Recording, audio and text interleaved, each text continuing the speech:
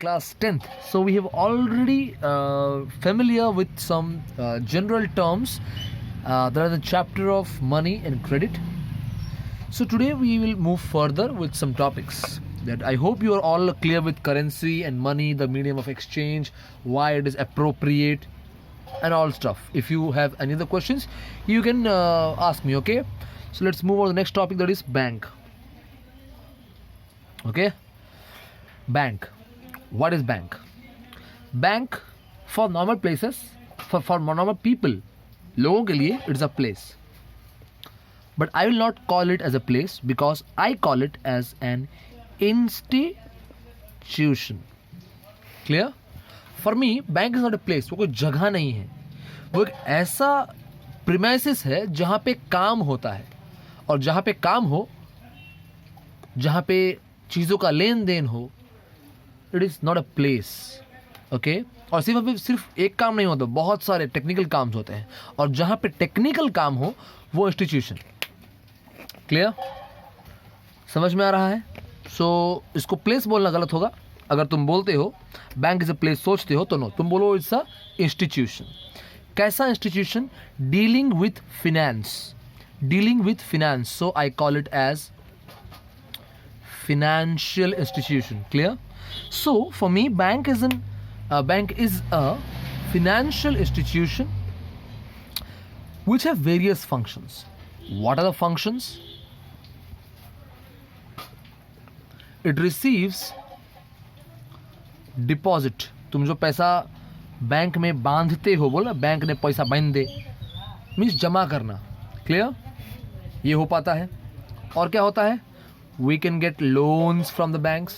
Clear? We can exchange our currency. Clear? और क्या हो सकता है? कोई दूसरा फाइनेंशियल सर्विस भी प्रोवाइड कर सकता है.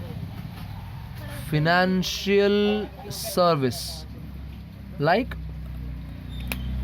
अलग अलग तरह का तुम्हारा इंश्योरेंसेस प्रोवाइड करता है बैंक. क्लियर? और सबसे बड़ा काम, bank it has the power to create currency. Bank के पास ये ताकत है कि ये करेंसी क्रिएट करे. क्लियर? कौन सा बैंक? सिर्फ एक ही बैंक है ऐसा, that is reserve bank of India. But वही बैंक है ना, इजीली हमें बोल सकते हैं. So bank is a financial institution, okay, which is licensed to receive deposits, provide loans, exchange currency, also provide some financial services, and has the power to create currency or money. Clear? This is bank. Clear? Like bank, normally when you go to bank you find many things. तुम पैसा deposit कर सकते हो, पैसा withdraw कर सकते हो, वहाँ से लोन ले सकते हो, फिक्स डिपॉजिट कर सकते हो, रेवेन्यू डिपॉजिट रिकरेंट डिपॉजिट कर सकते हो, इंश्योरेंसेस तुम वहाँ पे होल्ड कर सकते हो. लोन जब मिलता है तुम बहुत तरह का loan, house loan, business loan, study loan, ये सब कुछ मीन्स एक ऐसा इंस्टीट्यूशन है जो तुम्हें पूरी तरह से फिनेंशियली सपोर्ट करता है. तुम्हारे पैसे घर में है, सेफ नहीं है, चोरा के ले सकता है, बैंक में डाल दो. बैंक लूट भी जाए ना, कोई फर्क नहीं पड़ता, bank will pay you. Clear? ये बैंक का थ्योरी है.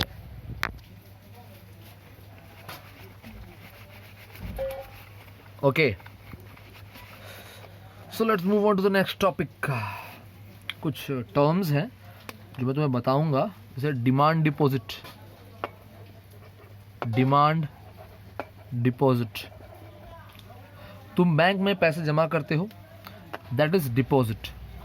इसके आगे डिमांड क्यों लगा दिया है? Because whenever there is a demand of money from your side, you can withdraw the deposit. Clear? Like bank में तुमने अपने अकाउंट में ₹10,000 रुपीज जमा किए हैं. तुम्हें जब भी चाहिए तुम्हारे डिमांड के अनुसार ये पैसा तुम विथड्रॉ कर सकते हो. क्लियर? ऐसा नहीं है कि तुमने आज डिपॉजिट किया है सुबह 10 बजे और तुम अगर 12 बजे जाओगे इस डिपॉजिट को विथड्रॉ करने के लिए तो बैंक वाले मना कर देंगे, नहीं हो सकता. तुम चाहे जितने बार डिपॉजिट करो, जितनी बार विथड्रॉ करो, बैंक का लिमिट होता है कि एक दिन में इतना ही तुम डिपॉजिट कर सकते हो, या एक दिन में इतना ही तुम क्या विथड्रॉ कर सकते हो। जो कि करेंटली अभी नॉर्मल बैंक्स में बात करेंगे, SBI का एग्जांपल दे रहा हूँ, 40,000 रुपये तुम डिपॉजिट कर सकते हो, 40,000 रुपये तुम विथड्रॉ कर सकते हो। ये नॉर्मल सेविंग्स अकाउंट का बात है। अगर तुम्हारे में पैन कार्ड लिंक है, पैन कार्ड, तो अप टू 1 लाख का तुम ट्रांजैक्शन पर डे कर सकते हो, कोई इशू नहीं है। अलग अलग तरह के अकाउंट्स के लिए अलग अलग तरह का प्रोसेस होता है बैंक्स का रूल्स के हिसाब से। समझ में आया? क्लियर?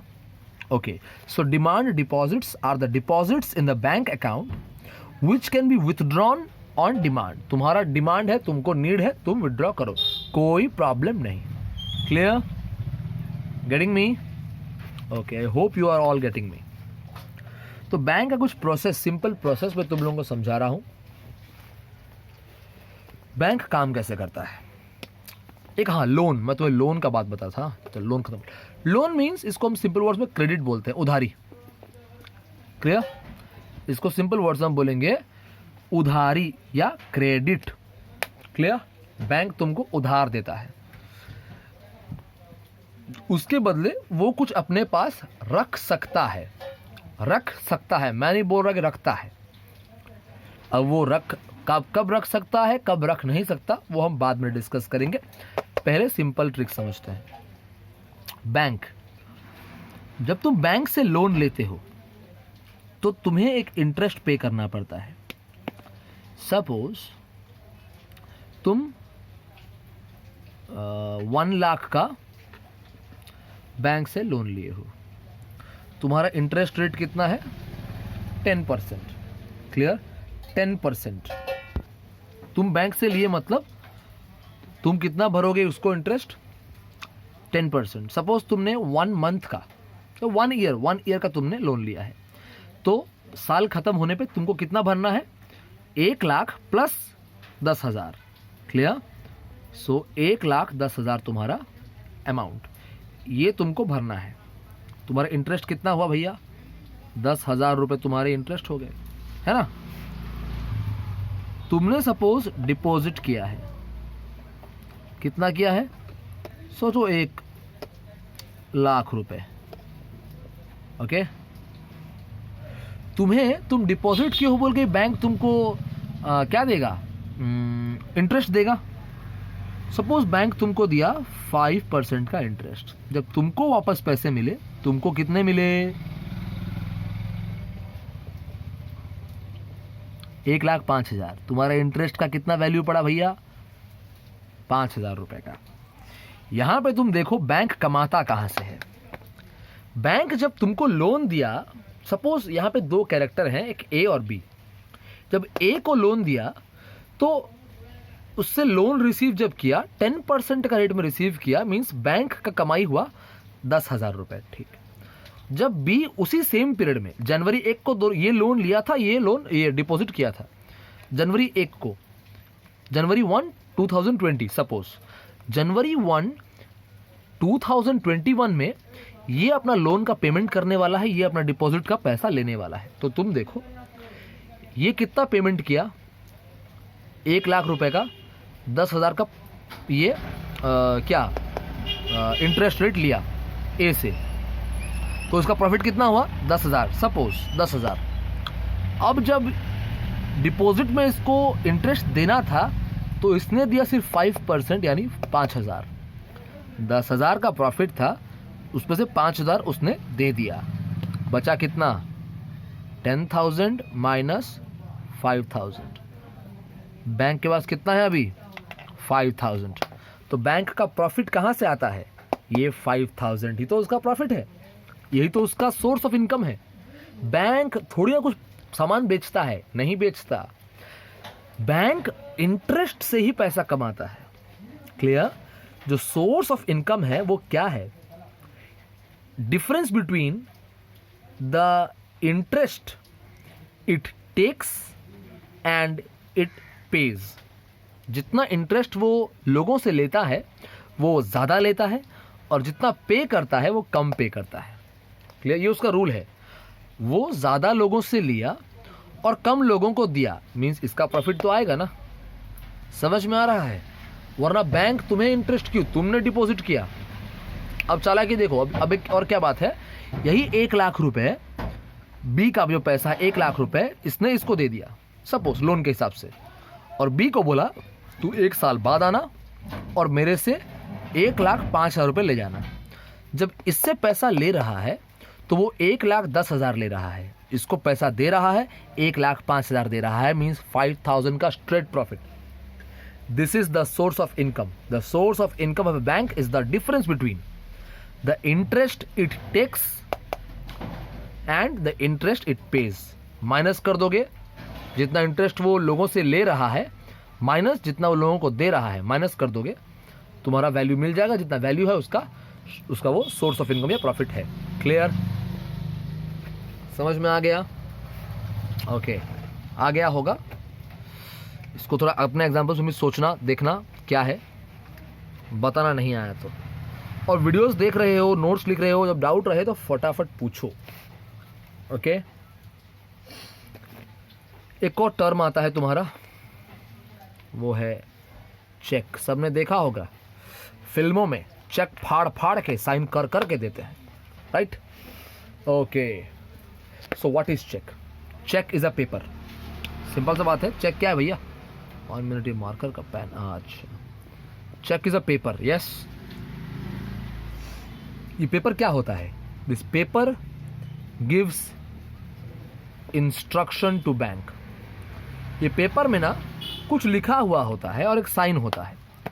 सिंपल सा बात है, अगर मैं तुम्हें एक चेक दूंगा तो तुम जाकर बैंक में दोगे तो वो तुम्हें कुछ नहीं बोलेगा, तुमको पैसा पकड़ा देगा। क्लियर? तो एक बात जानो, ये चेक जो है पेपर है जहां पे इंस्ट्रक्शंस होता है बैंक के लिए। तुम्हें पेपर दिए मतलब वो मैनेजर समझ जाएगा कि संजीव साहू ने इस पेपर को साइन किया है स्वराज अग्रवाल को कुछ पैसे देने के लिए। पैसे कहां से देंगे? संजीव साहू के पर्सनल अकाउंट से। कितने देने हैं? जितने वहां लिखे हैं। तो ये संजीव साहू का है बोलकर हम कैसे जानेंगे?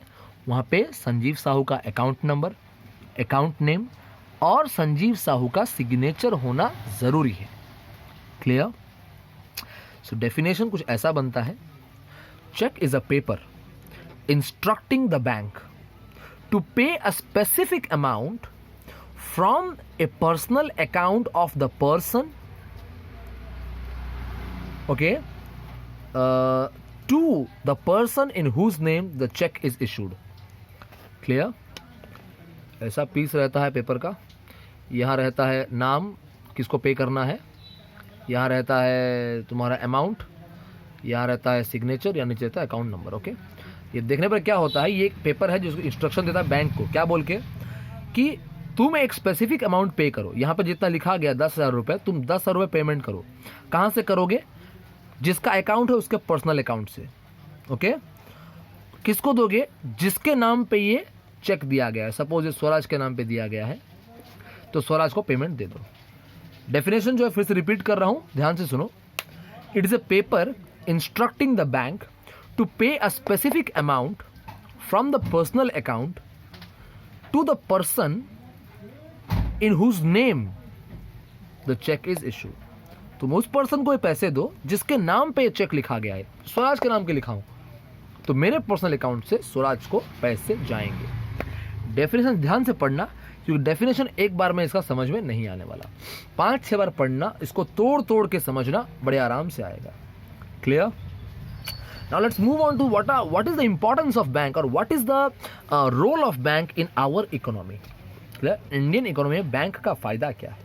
सबसे पहले बैंक तो मनी स्टोर करता है सेफली, स्टोर्स मनी सेफली, जो कि फ्यूचर में तुम रख सकते हो। तुम्हारे पास पैसे रहे, तुम खर्च कर दोगे। आज शराब पी लोगे, कल गांजा फूंक दोगे, है ना, कल इसको दारू पी लोगे, ये सब चलेगा। तो तुम बैंक में पैसे डाल दो, क्लियर, डिपॉजिट कर दो, सेफ रहेंगे, कोई चोरी भी नहीं कर पाएगा, फ्यूचर में काम आएगा। क्लियर? दूसरा चीज, ये एक तरह का इनकम देता है। अगर तुम 10,000 रुपये तुम अगर डाले हो बैंक के डिपॉजिट में, तो 1 साल बाद इंटरेस्ट में वो तुम्हारा 11,000 हो गया होगा। तो 1000 रुपये फोकट का आया कि नहीं, तो काइंड ऑफ इंटरेस्ट मिला कि नहीं। सेविंग्स में डालोगे तो तुम्हें इंटरेस्ट मिलेगा इस पैसे से, तो एक तरह का सोर्स ऑफ इनकम है। क्लियर? ओके। बैंक का एक और काम है, ये लोन प्रोवाइड करता है, इसको हम अदर वर्ड से बोलते हैं financial service at low interest rate. Come interest rate में ये सबको लोन्स या फिनेंशियल सर्विस देता है। लाइक तुम कहीं बाहर से पैसे लेते हो किसी मनी लेंडर से, तो वो क्या बोलेगा, 1 लाख का तुम्हें 20% देना पड़ेगा। समझ में आया? पैसे वाले से लोगे, बैंक से लोगे तुम्हें 10% देना पड़ेगा। ये कंफर्म है, तुम लिख के रखो कि तुम बाहर से किसी जान पहचान से पैसे लोगे तो वो तुम्हें हायर इंटरेस्ट रेट चार्ज करेगा, बैंक लेकिन लोअर इंटरेस्ट रेट चार्ज करता है। क्लियर? और कुछ खास ऐसा प्रोग्राम भी है लाइक एग्रीकल्चर या स्मॉल स्केल इंडस्ट्री, उसके लिए भी बैंक क्या करता है, तुम्हारा लोन्स देता है और बहुत ही सस्ते पे, बहुत चीप रेट पे। डिस्कशन में जब तुम आओगे तो मैं कुछ इस पॉइंट के बारे में बोलना चाहूँगा कि ऐसा कुछ भी लोन्स है जहाँ पे इंटरेस्ट रेट होता ही नहीं है, इंटरेस्ट रेट होता ही नहीं है। तो ट्राई करो, कल सुबह का जो जूम मीटिंग है आओ उसमें, तो उसमें मैं तुम्हें कुछ आइडिया दे पाऊंगा all about A business, economics and relation with bank.